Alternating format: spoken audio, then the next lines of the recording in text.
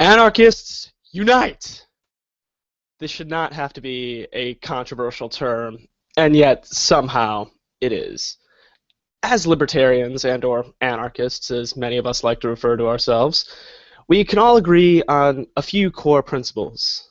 That of peace, liberty, justice, and most of all, freedom. Yet, why is there such a divide between what I can only consider the new libertarians, anarcho-capitalists, and in some cases agorists, and the libertarian left, and or classical anarchists, anarcho-communists, anarcho-syndicalists, etc., or as I used to be, a social anarchist? Anarchists, oh, fuck. Sorry about that. My speaker was on at the same time, so let me just fix that. This divide seems to come into the subjects of markets, democracy, and private property. However, this just seems to be a false dichotomy, because in any truly anarchist society, people would be free to choose wherever they want to go. You see, before you can go join an anarcho-capitalist like group, or a socialist, democratic socialist commune, or even go live out as a primitivist out in the woods, you need to make a voluntary choice to do so. So if anything, before anarchism, there has to be a voluntary meaning of it all.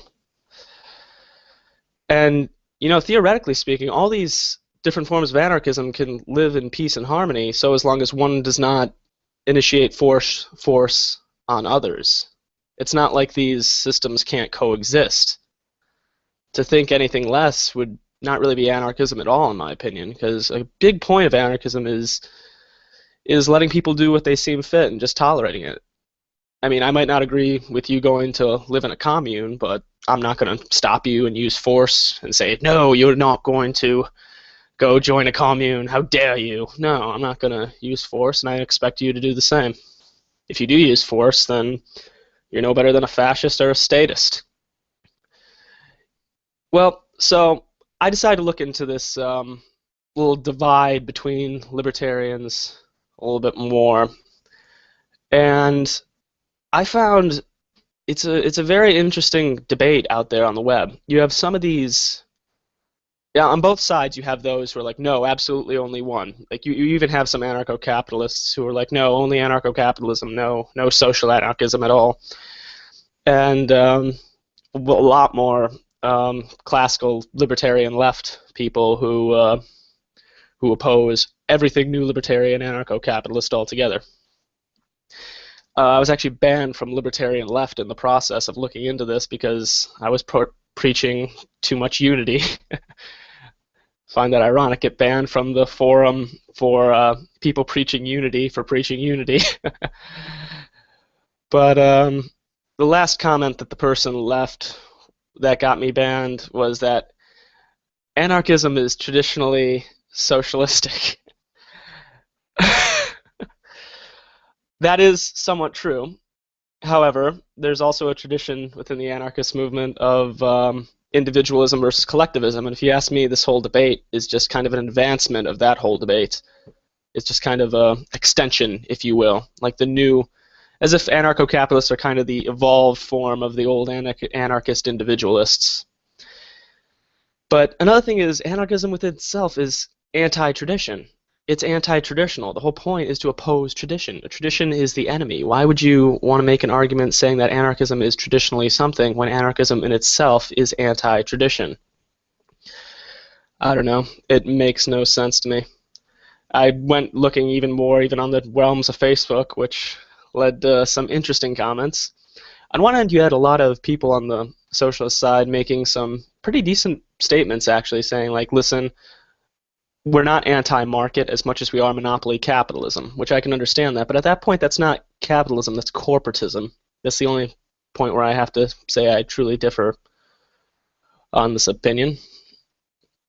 But then, of course, you got a lot of these, what I'm just going to refer to as divisionists, not real anarchists. Actually, I'm not sure whether to take them seriously or not, but one of them claimed to be in the Swedish anti-FA and said that we should start beating up ANCAPs in the streets. Oh, silly fascists of the left. I don't know. So on that note, welcome to the Adorkable Anarchists World, Episode 1, my attempt at a pilot. Not really brought to you by anything, but hell, I'll throw one advertiser a bone. My uncle is starting put up a Kickstarter to try and do a privacy software company, and go support the guy. Go look up Privacy Shield on Kickstarter. He's possibly one of the most anarchistic people I know, even if he doesn't want to admit it. I mean, heck, the guy, he shops in gray and almost black markets. He homesteads a lot. Like, I literally went and I helped him build his house from. He was an old rundown house, and we just built it from the ground up. So just go throw him a bone on Kickstarter. And unfortunately, I'm just going to be honest here. I'm not very well laid out. This is a pilot. This is going to be a little bit rough. That's why I'm kind of stuttering a bit in all this, because I'm a little bit nervous. I don't even lie. But the topic of today's episode, if you can tell, is this divide between the libertarian left and I guess what you can consider the libertarian right. I think it's a total false dichotomy that it makes no sense to even have this divide. I mean, think about it. Even if you're from the most left socialist part of this movement, what would be so good if you were a member of the ruling class? What better way to deal with your biggest threat than to divide them?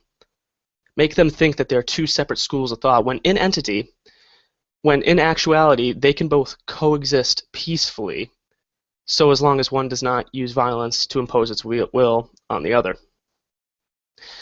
And another weird thing I found in my research was, I don't know if anyone out there has read Homage to Catalonia by George Orwell. Just in case, I'll give you a brief history of the Spanish Revolution. Basically, what eventually happened was you had a revolution that happened within a revolution, where many things led to the communists and the Republicans fighting the anarchists in Spain. And there's a few things that you can point to. One could point to the communists trying to impose gun control. That obviously shook up some things. Others can point to the Republicans and the communists trying to grab control of the power grid from the anarchists, workers. But also, most of all, there was kind of a propaganda war that was going on, in which the communists and the Republicans were always trying to smear the anarchists, make them look bad. One famous image that many of us have, that Orwell talks about a lot in his book Homage to Catalonia, there was this image of a mask coming off of a communist mask coming off of someone, and it looked like it had all the it was the POUM, basically. The POUM, which is the Party of Unified Marxists. This mask basically showed the mask coming off, and under it was just a swastika showing that they were behind that they were fascists, which wasn't true at all. I mean, if anything, I think there's anything to learn from this book. It's that revolutions are insanely complex. You can't generalize them. Like today, we try to look at the Ukraine like everyone in the East. Ukraine is for Russia, and everyone in the West is for Ukraine. Or other people look at it. The people in the East well, whatever. But you get my point. These things are very complex. They're not easy to try and generalize. But another thing was, a lot of times the anarchists were referred to as Trotskyists and were imprisoned for this reason. And it's weird. In my research, I found many of those who were hostile towards new libertarians, they used the term ANCAP in the same context that back in that time they used the term Trotskyist. So I don't know if new libertarians are the new Trotskyists. I certainly don't want to say that after growing up reading Trotsky, but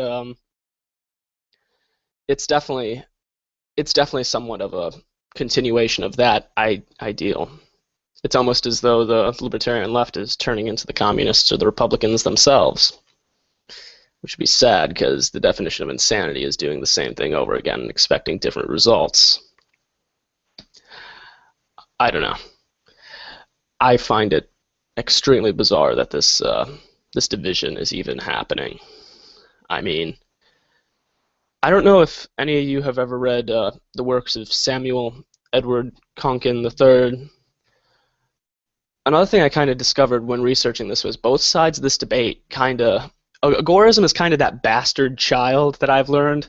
Agorism and mutualism both. They're both that bastard child that like both sides are pushing like, no, it's yours, no, it's yours, no, it's yours, it belongs to you. Like, I have a friend who I hope to eventually get on this show. He's a very, very smart guy. He's actually, honestly, he'd probably be doing a better job with this than I am right now. But I tried to talk with him about agorism because I'm more of an agorist. He's more of an anarcho-capitalist. And basically, what he ended up saying was agorism isn't right at all. It's anarchist left. And what I ended up, and then I went and I asked leftists, more lefty anarchists about this, and they said, no, agorism is that of the right. So I don't think agorism is really either. Same goes for mutualism. Mutualism isn't really either. I mean, it's kind of that one that's right on the edge. It's on the edge of both. It sees the good and the bad of both of which have, that's the way I've always kind of viewed this debate. Both sides have things to bring to the table. I mean, on one end, you can't really abolish markets altogether. That's a question that I brought up to many left anarchists in this debate, was like, how do you plan on abolishing markets without using force? Because people are naturally going to want to trade and do so peacefully, but the only way you can truly get rid of these free markets is through force. And once you use force, you're no longer an anarchist at all. You're pretty much a fascist or a statist. And once again, that goes back to the comment I said before of the guy saying, like, we just want to abolish monopoly capitalism. And I think that comes from the more mutualist perspective, where people think that we really shouldn't refer to free markets as capitalism, which in a sense I can understand that perspective as well. After all, I used to be a social anarchist, which I feel like I should probably go into my background of how I ended up as a more agorist now, because man, is an interesting tale. When I was young, I started off as a communist, just to piss off my dad, pretty much. Like, it was pretty much like, man, Democrats, Republicans, my dad's a hardcore Republican, I don't want to be either of these. My friend Jonathan, oh, read Trotsky. I did. I liked Orwell before that, so it was kind of like it made sense to like Trotsky, I guess you could say. But over time, it was weird. I had a more yearning for something more individualistic, something that would be good for the individual, that would allow individual rights. And that's kind of why I left socialism and communism altogether. I became a social anarchist. And over time with that, too, I realized when looking into the history that it's not perfect. So I kept on going further. And I guess you could call me I was still somewhat of a minarchist, even when I was a social anarchist, like everything local level. Then the more I got active, the more and more I learned. This is going to sound cliche, and some libertarian lefty who will maybe look at this will probably roll his eyes. The first one that brought me to the ideas of liberty was Ron Paul.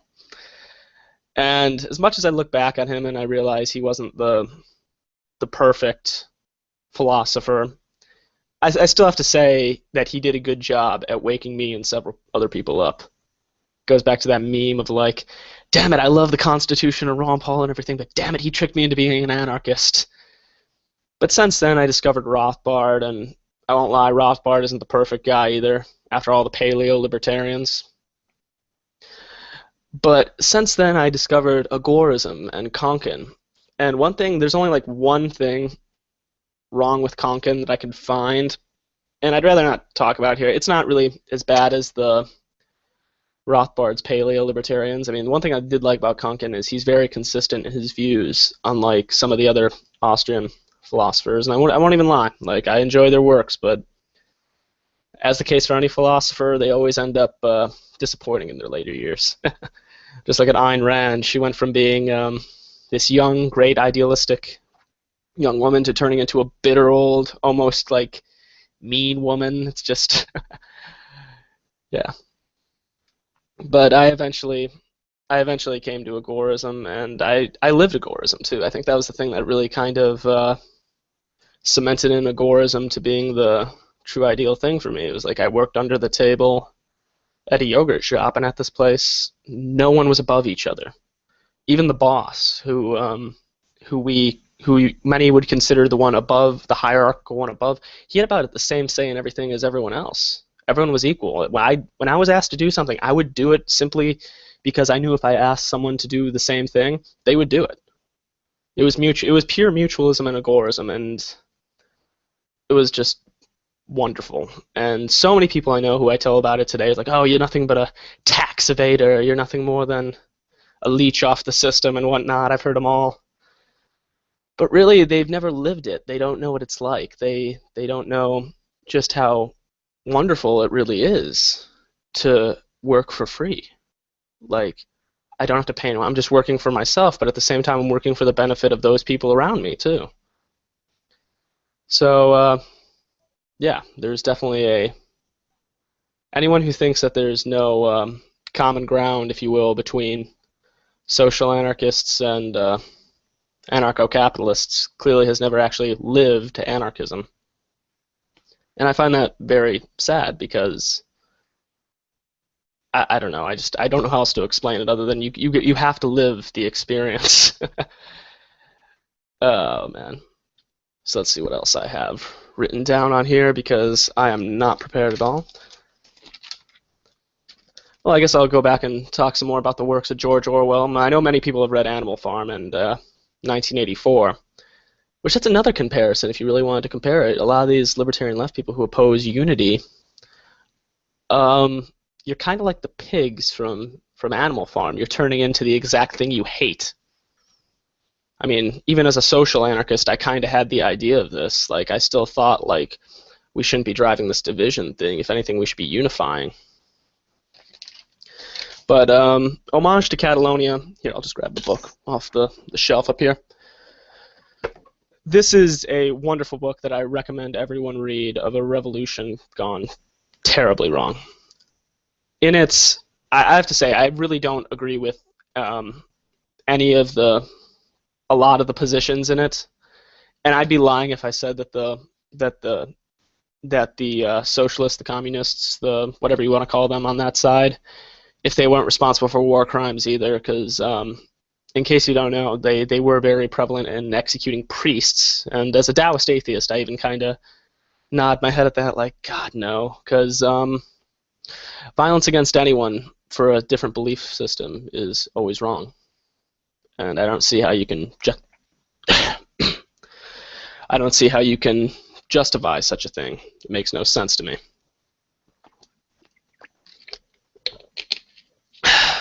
Once again, kind of a rough start here. So here's my question for the more anarchist left. If someone doesn't want to participate in these communes, what are you going to do to them? I got interesting responses to this question, one of which was, oh, go out in the woods and live with the primitivists. And it's like, what if I don't want to live as a primitivist? And another one was, like, well, you could always just leave and live your life however you want, so as well as you don't use force. And it's like, okay, well, that's what I'm preaching, so why are you opposing that? Kind of a little bit of doublespeak going on there, you know what I mean?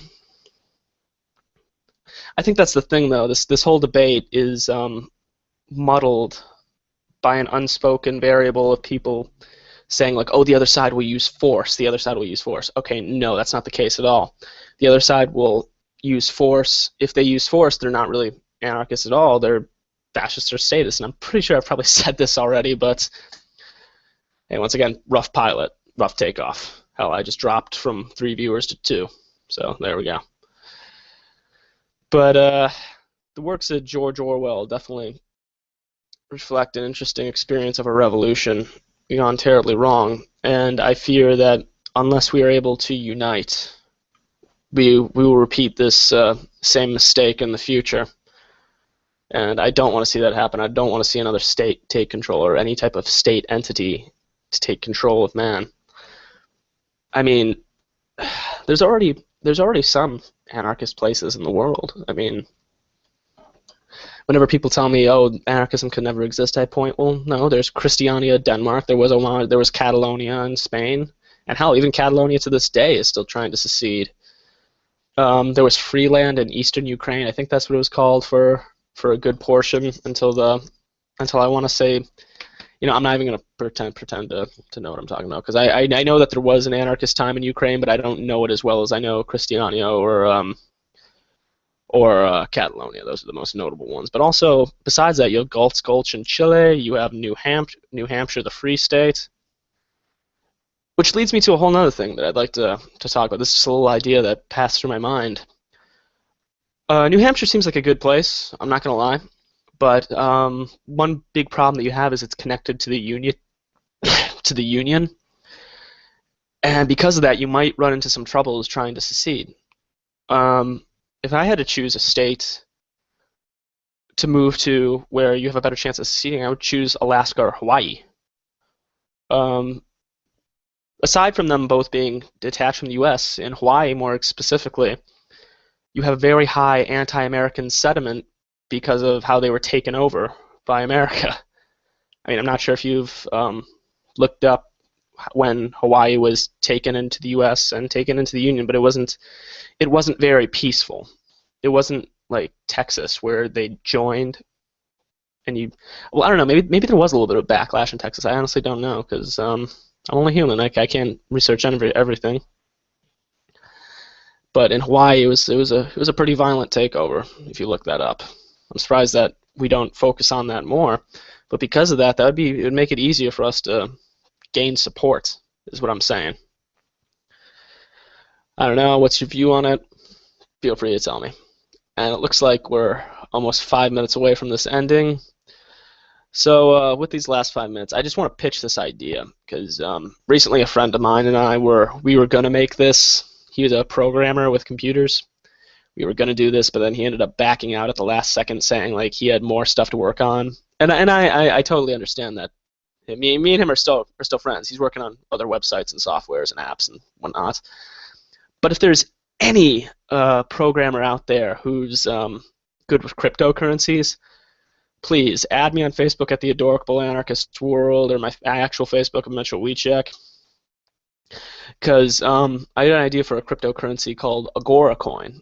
And I don't know if this is possible. Me and my friend were looking into this, and he thought it could be.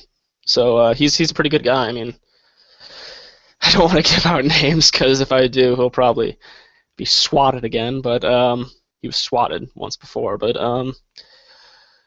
what ended up happening was we came up with an idea of a currency called Agorcoin, and the goal of it was, after I went to Sweden last summer, and there in Sweden I learned that there's no decimal in their currency, the kroner.